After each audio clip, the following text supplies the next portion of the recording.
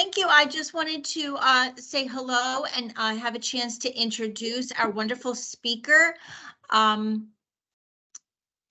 First, I'd like to introduce myself. My name is Camille Dumont. I am the Director of Career and Professional Development at Post University, and I am also the Program Chair for CTC 301 Professional Development course. And I am so pleased to introduce Professor Tiffany Hoxie, and she teaches CTC 301, and she is going to be doing a wonderful presentation tonight. So please go ahead and introduce yourself and tell the students a little bit about you. Sure. Hi, everybody. I am Tiffany Hoxie. It's a pleasure to be here with you tonight. I have been teaching for Post since 2019, so 3 years, a fast three years, and have been involved in this professional success seminar course and career development things within the university since then. So it's been a really fun ride. I'm very invested in career development and I absolutely love all things about it. So it's my pleasure to bring this little workshop. Okay. All right. So I'm just going to go ahead and get started here and share my screen. Give me one moment.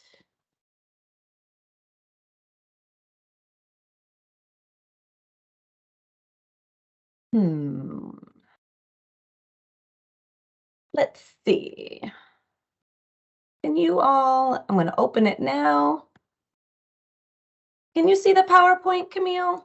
I can see your screen, but not the PowerPoint yet. Okay, let's try again. All right, PowerPoint is up. Share my screen. Let's try this.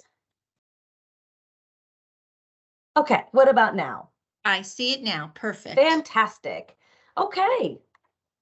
So we're going to talk about making our cover letter count. This is an interactive conversation, so I welcome anyone who would like to be interactive with me to do so during the workshop. It's about creating a professional cover letter that you feel confident about using during the application process. Okay. So first, let's get this out of the way, right? Cover letters are a waste of time. These are things and types of statements that I'm hearing a lot. Often, right? I hear a cover letter is so daunting to write that the employer never is going to read it or that they just skim through it. So I want to know, what is your relationship with the cover letter?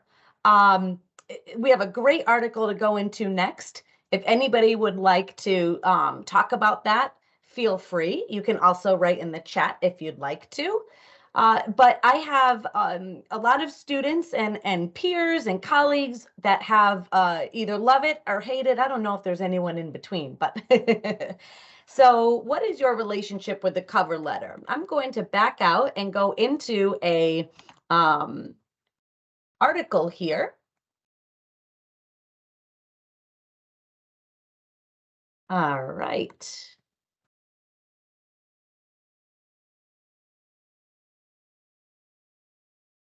Okay, so here's the revolt against the cover letters. This is a current events article that I really enjoyed reading. I use it a lot in my courses. And let's read the first sentence. First, workers started doing their jobs in their pajamas. Then they felt emboldened to quit. Now the pandemic and flush labor market have created a new phenomenon, job applicants just saying no to writing their cover letters. And indeed, a recent survey by Resume Lab finds that only 38% of applicants attach cover letters to their resumes, even though practically every job lists you to request, or every job listing requests them. So most jobs are still asking for a cover letter, but only 38% of applicants are including them. So we have to ask ourselves, why? Why do you think this is happening? So to sum up the second paragraph here, if we go down to Here, quietly, many HR officials admit they do question the letter's value for many types of jobs. So people are starting to recognize this. If they know that HR officials are saying, oh, I'm just going to read the first sentence, or is it really valuable more than the resume, or they're just risking not for the cover letter not to be read. That risk is what's causing that only 38% of people to be including a cover letter with their submission. So I thought that was really interesting that so many people are taking that risk. Next paragraph says, just the first sentence here, it's not time yet to dance on the cover letter's grave. It's not time, right? So the article is great because it's entitled The Revolt Against the Cover Letter. And there indeed is a shift, but it's not time yet to dance on the cover letter's grave, okay?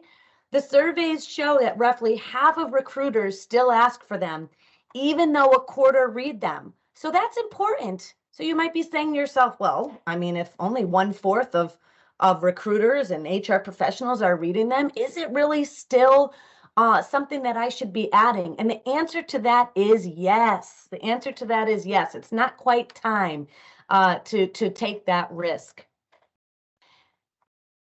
All the way down to the bottom here. Let's see where. Okay.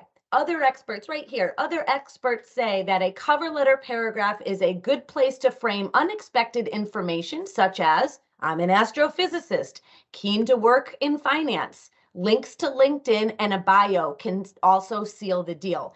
And the reason why I highlight that is because, and her picture's right here, Miss Valles says she's a recruiter, and she says that she's more apt to read a paragraph of an introduction, say, in addition to a resume.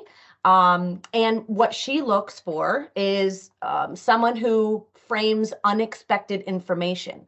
And what that means is information that's not included in your resume. So even more of a reason to include a cover letter.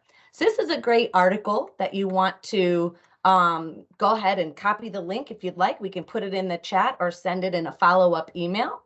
And I'm going to go ahead and stop sharing and go back to my PowerPoint here. Perfect. All righty.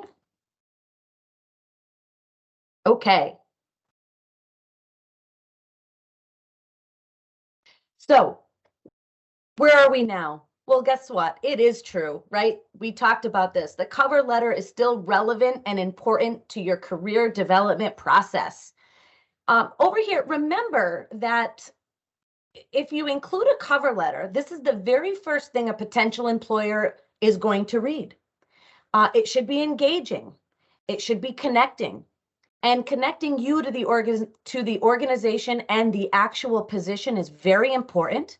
But you don't want to reiterate every single thing or even a little part of your resume. You want it to be something something new and exciting. Have a positive tone, be informative, and show your command of the written word. And that means that you are paying very close attention to the look of the resume, your grammar, your punctuation, all of that, the look, the format, how you're writing, your language. It doesn't necessarily need to be colorful language, but it can be very informative with a conversational almost and positive tone. And most of all, this is your opportunity to spark the interest of the reader to keep reading. You don't want to have that cover letter that is not engaging to start off. And we'll talk about that in a minute. You really want to capture the attention of the reader right off the bat in that introduction. Okay, so we're going to look at a quick video from LinkedIn. And it's called Hook a Recruiter with Your Cover Letter. All right.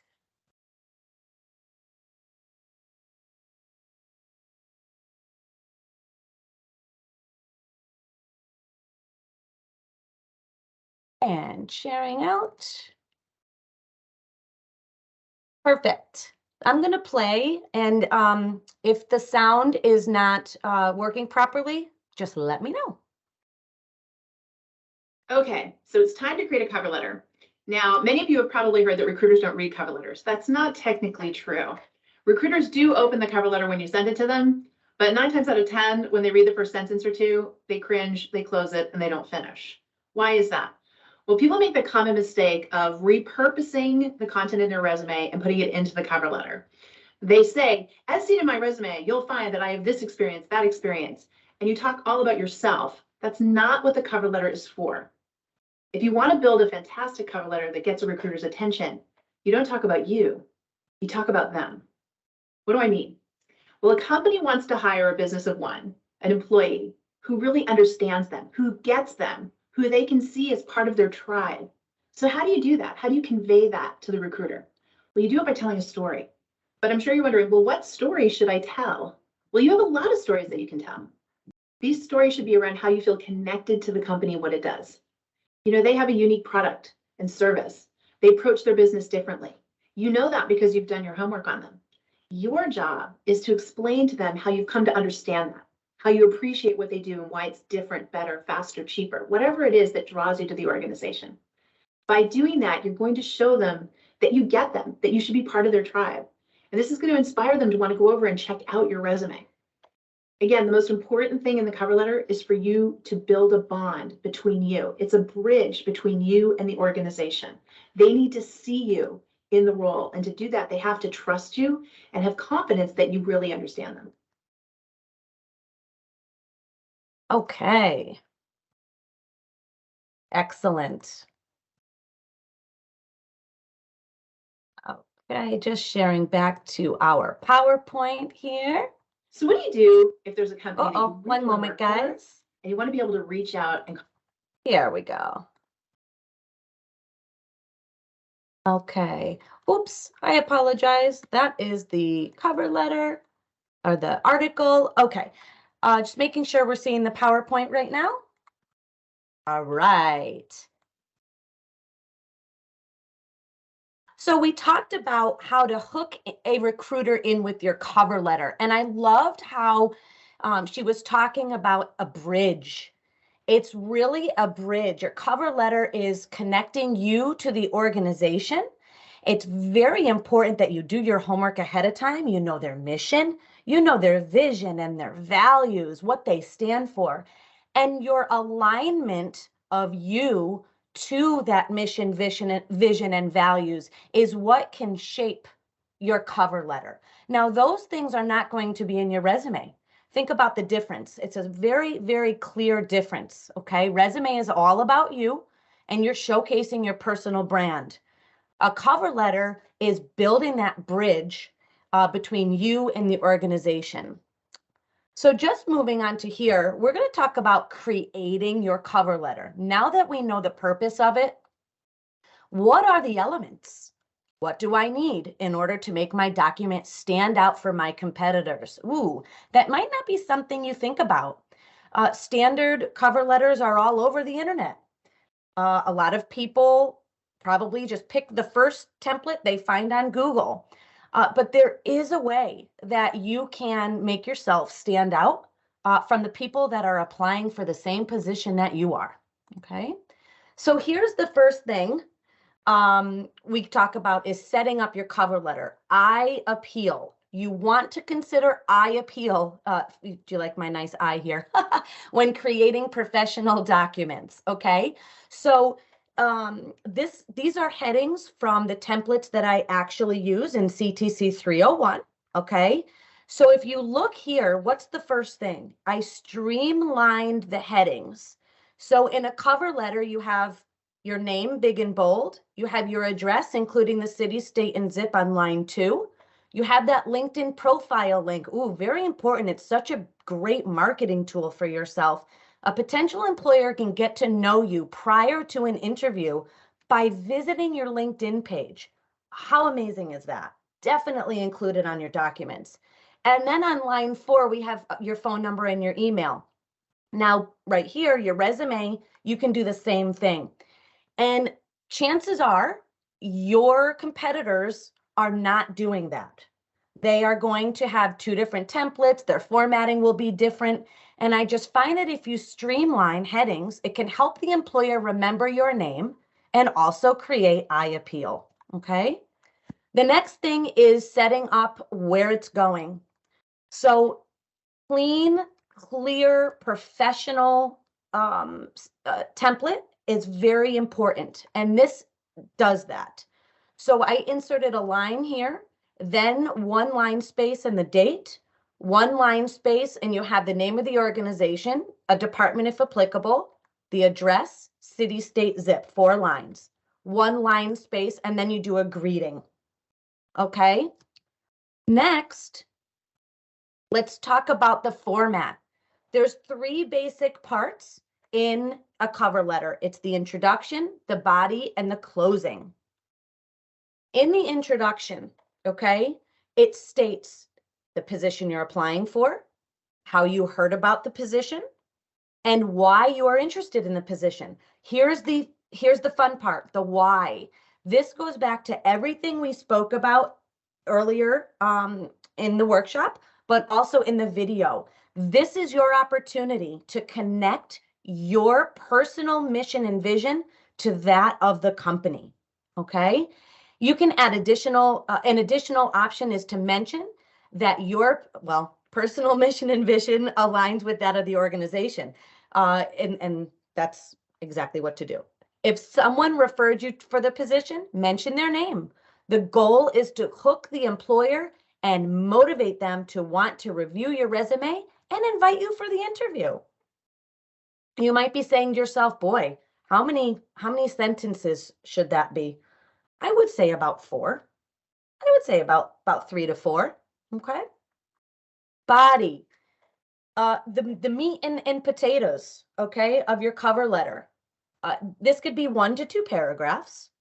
And what it does is it gives actual examples of your success in areas that support what the employer is looking for in the position.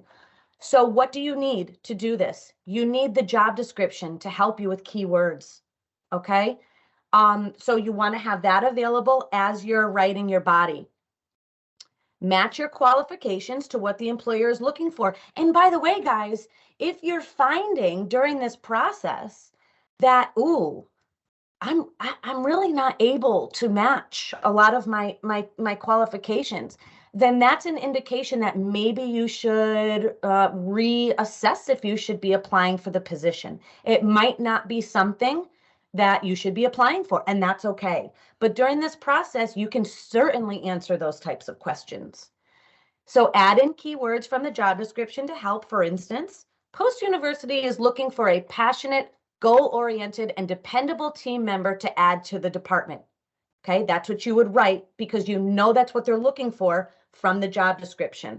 And then discuss your alignment to that, okay, to those traits. This is the most important part of your cover letter. It is really important that you make that connection. The third part is the closing, and you need 4 items. Showing your enthusiasm for working for the company. This is just 1 sentence. Request an interview to further discuss the position, and then state that you will call within a week to follow up. Now, what does this do? These 2 things, numbers 2 and 3, show that you're serious. It proves that you're interested, and it's motivational for a potential employer because they know that that you are ready and willing to either be interviewed or have a phone call, or they know that you're going to call to follow up. And actually do it, guys. Make sure you actually call to follow up. Don't just state it, okay? Because we can state a lot of things and not follow through. So we don't want to do that. And then thank the employer for their time and consideration. Chances are, unless you print and sign and then scan your document, you will not actually sign it, okay? Everything we do, or a lot of what we do, is digitally. So just simply add your signature in a different font or copy from your Adobe and PDF settings. It has a signature option there, which you could do as well. And this is a screenshot of how it can look, okay? So let's just move on to putting all those things together. You see your very beautiful headline here. And I took a screenshot, so I apologize for this line. That is not something you want to add. That's my cursor. Sorry about that. You have the rest of your greeting. And then here is 4 paragraphs of what we just spoke about. And then you have your closing. You really don't want a cover letter to go on a second page. So make sure what you are writing is intentional. Every single sentence that you write is intentional. Nothing is wordy. Everything is to the point, very crisp and clear. Okay? And I'm going to leave that there for a moment if you want to look a little further. All right. And then finally, guys, here's some resources. How to write a cover letter. You can Google collegegrad.com. They have lots of great resources, but I personally thought the cover letter resource was great. And if you are a current student graduating soon, and I should say there's a certain dynamic of cover letters, the language in the cover letters, if you are just graduating and maybe entering the workforce for the first time or close to the first time is what I should say. This is a great resource. This would not be for somebody who is changing careers after retiring or being in a career for 10 years or so and then entering a new industry or a new job. It would be for someone who is currently entering the workforce. That's a great resource. And then lastly, take CTC 301. It is a requirement, but it's a great class and we do all of this fun stuff in the course. So I am going to go ahead and stop sharing. And I will take a couple moments. If anyone has a question, Camille, is that fine to do? I think that would be great, except I don't believe that we have any students present. So I think it would be perfectly fine to end here and take this opportunity to say thank you for a wonderful presentation. I really appreciate it. And I know that our students who will watch this in the future will find it very helpful. It's a wonderful resource. And, writing a cover letter, as you said, is essential. So I think that this will be very useful to our online and main campus students. Thank you very much, Professor Hoxie.